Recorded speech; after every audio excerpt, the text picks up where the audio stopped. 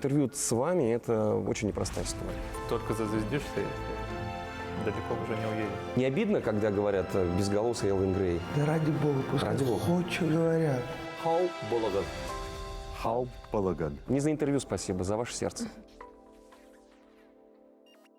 Андрей Василевский – лучший хоккейный вратарь России и один из лучших на планете Земля. Андрей, здравствуйте.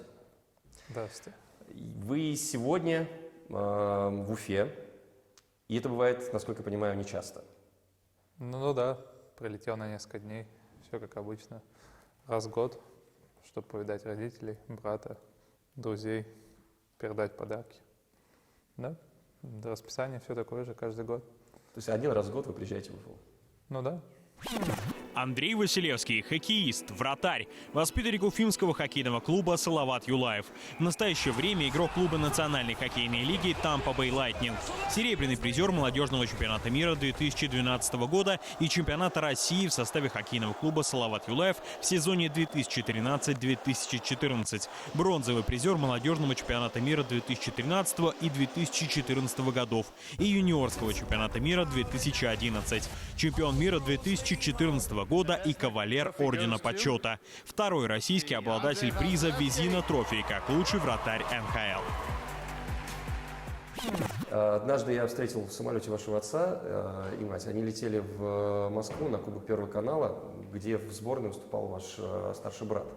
А бывает такое, что родители вживую следят за вашими выступлениями в НХЛ? Но они раз в год прилетают в Америку ко мне. Естественно, смотрят матчи и наслаждаются живым хоккеем в моем исполнении. То есть, да, каждый год удается им зацепить пару живых матчей. А вообще по поводу вашего отца. Можно ли сказать, что ваша судьба, не спортивная даже, а вот именно хоккейная и вратарская, была предопределена тем, кем является ваш отец? Ну, в какой-то степени, да. Мы с братом все время в детстве играли в хоккей, где только можно было. Дома, на улице. И не было выбора между хоккеем или каким-то другим видом спорта? Вообще в детстве? Да нет, мы даже особо и не выбирали. То есть мы любили хоккей. То есть в детстве был только хоккей? Не было дворового футбола? Нет, только хоккей. Все крутилось вокруг хоккея. То есть как пошел это с отца, и так и сейчас уже мы продолжаем традицию. А если говорить про брата, следите за его выступлением? Ну да, естественно. Каждый матч. Ну, не смотрю, но, по крайней мере, слежу. Алексей вызывается в сборную, как мы уже говорили. Вы основной теперь голкипер сборной России, но пока вам не удавалось играть в одной команде. Ну да, к сожалению. Ну, посмотрим. Все может быть.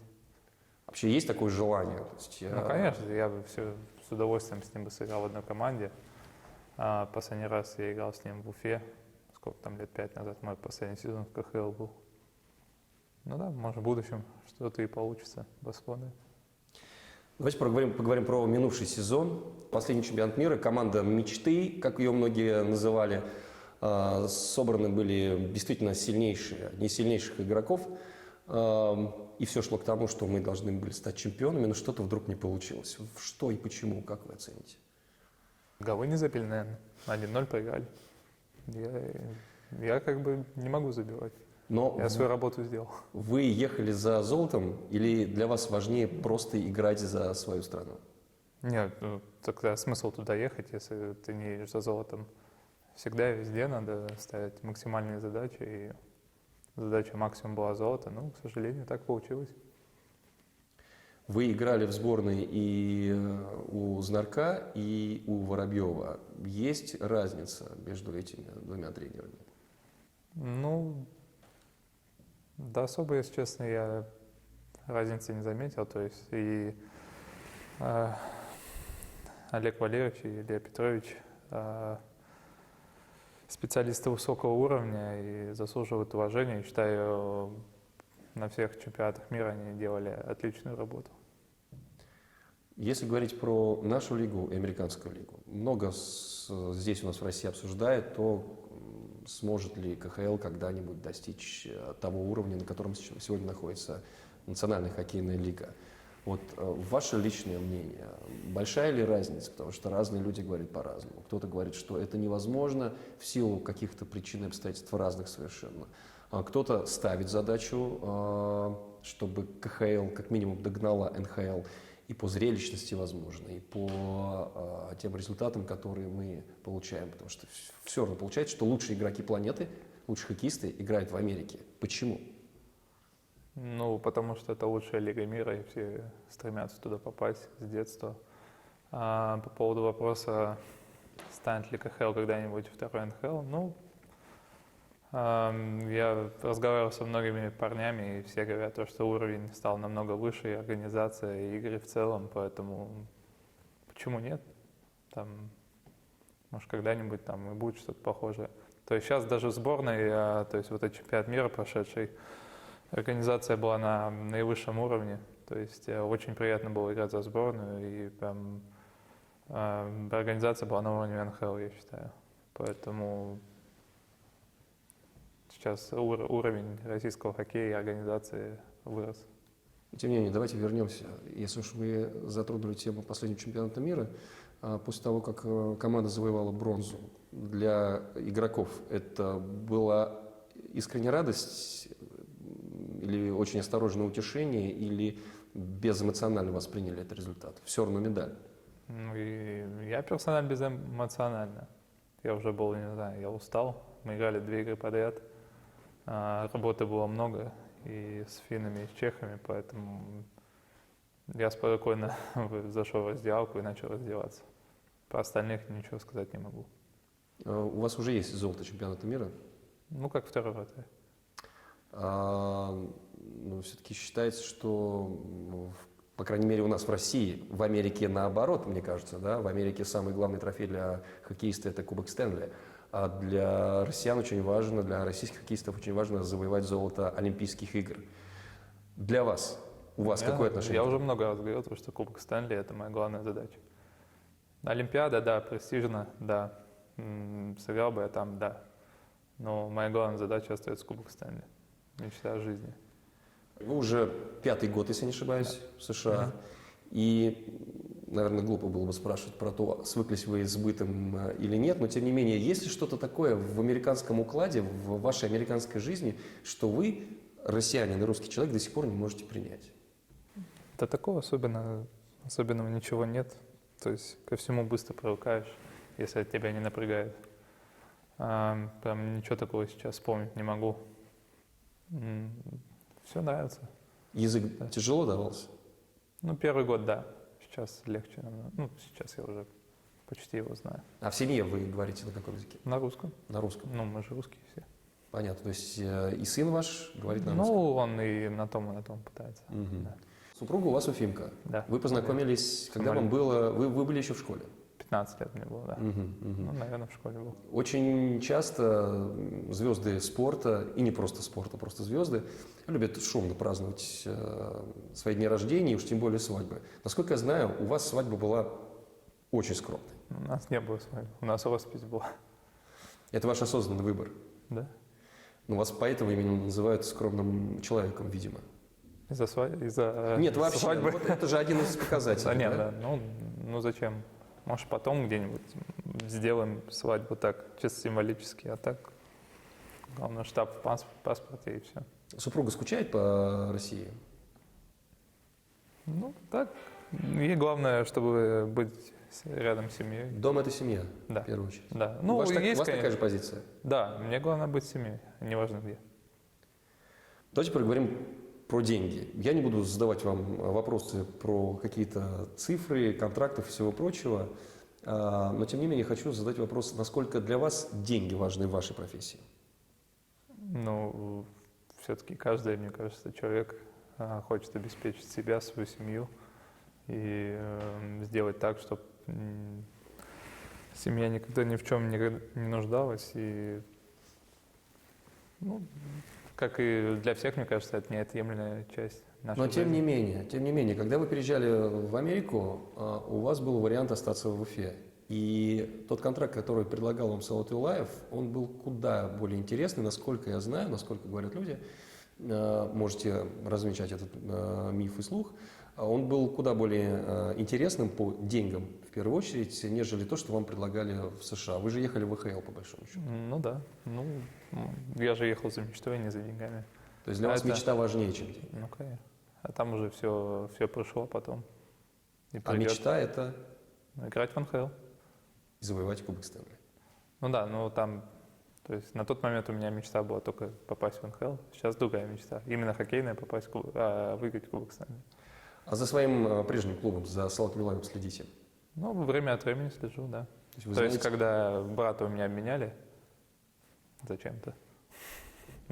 Ну, это спорт. Ну, не, это спорт, я согласен. Это То спорт. есть я больше слежу за ним. Ну, за Уфой я тоже иногда.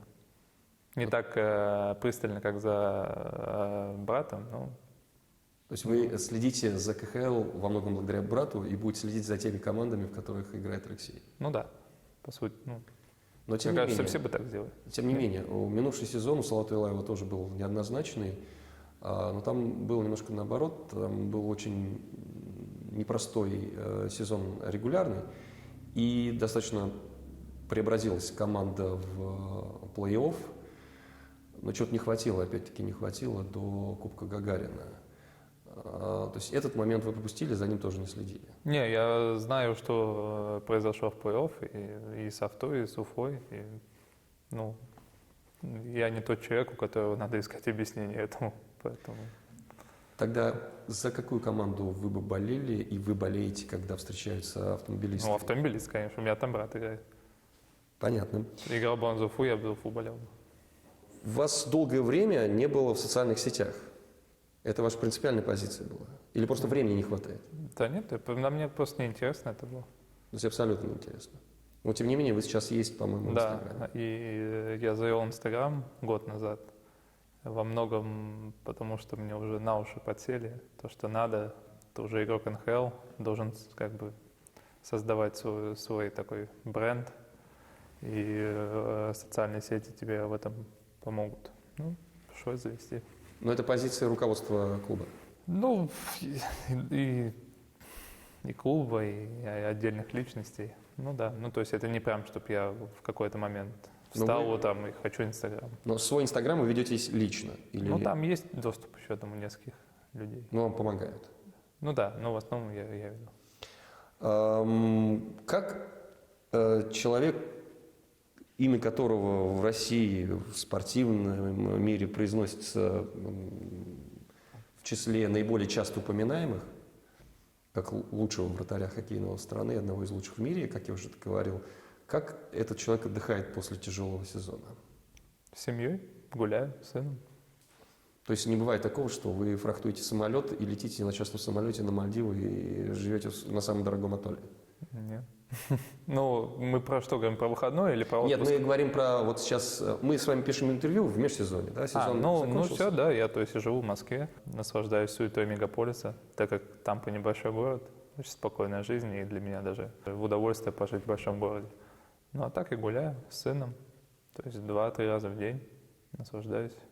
То есть отпуск в межсезонье вы проводите в России? Да? Насколько вы вообще следите за русской культурой сейчас, будучи жителем и резидентом США, за музыкой современной русской, кино, книги? За музыкой, ну, на самом деле особо не слежу. Так новости иногда читаю, политические, чтобы время убить. А так, Ну, вы любитель рока. да, именно такого Мне по американского. секрету рассказали, что вы еще со школы слушали Gorillaz. Да, слушал. То есть русский рок. А, Вы из Уфы, м, Шевчук, Земфира тоже из Уфы. Земфир, да, я люблю Земфир. Земфир слушаю иногда. То есть я просто не слежу за современной русской музыкой, и мне больше по душе такие, как Земфира, Аллу Пугачеву люблю послушать. Аллу Пугачеву. Ну так, ну не знаю, мне как-то это возвращает в детство, что ли. Как-то мне по приколу это слушать. То есть ностальгия по детству все-таки есть. Ну да, ну конечно. То есть поэтому, особенно Земфира, возвращает прям детство.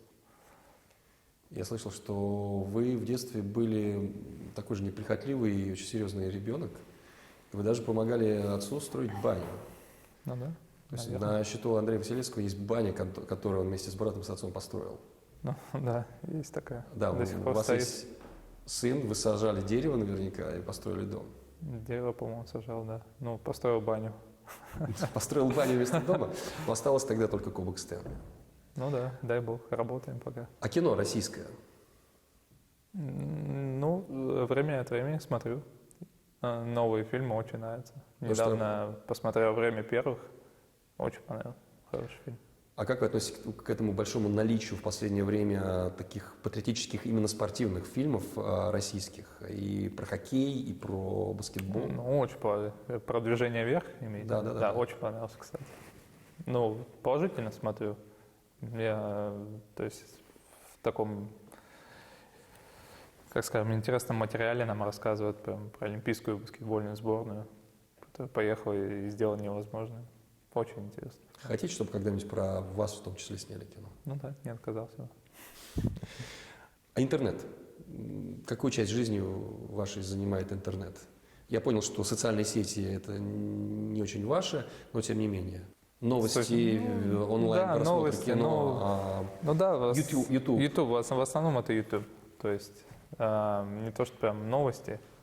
То есть спортивные я не читаю новости. Я какие-нибудь политические могу почитать. Вы не читаете спортивную прессу? Да, ну мне неохота. То есть когда, Там умного ничего не напишут. когда некоторые спортсмены, вот в том числе и вы сейчас говорите о том, что они не следят за тем, что о них пишут журналисты, это правда? Ну, за себя могу сказать, что да. За А это других нет. попытка отстраниться вот от этого негативного, возможно, или излишне позитивного? Да нет. Либо это просто действительно неинтересно? Да просто, а что там? Там ничего умного не напишут. Напишут там, не знаю, после хорошей игры напишут хороший, после плохой напишут, что ты плохой. Все просто. Именно поэтому вы не очень, насколько я понимаю, любите давать интервью. Ну да. Ну, я не знаю, ну а зачем лишний раз там языком вертеть? Лучше выйти там, сыграть хорошо, да и уйти спокойно домой. Я спросил вас про российскую музыку. Посмею задать вопрос про башкирскую. Что-нибудь вообще когда-нибудь слушали или Нет. знаете ли каких-нибудь исполнителей? А, Вот слышали вы, например, Биг Мотор есть такая группа еще? Башкирская раньше была. про я не- Учмучмак, да? Наверное, не Да, знаю. да. Ну, Я какой-то трек слушал у них давно еще выдали. а вы не знаете такого человека, которого зовут Элвин Грей? Нет.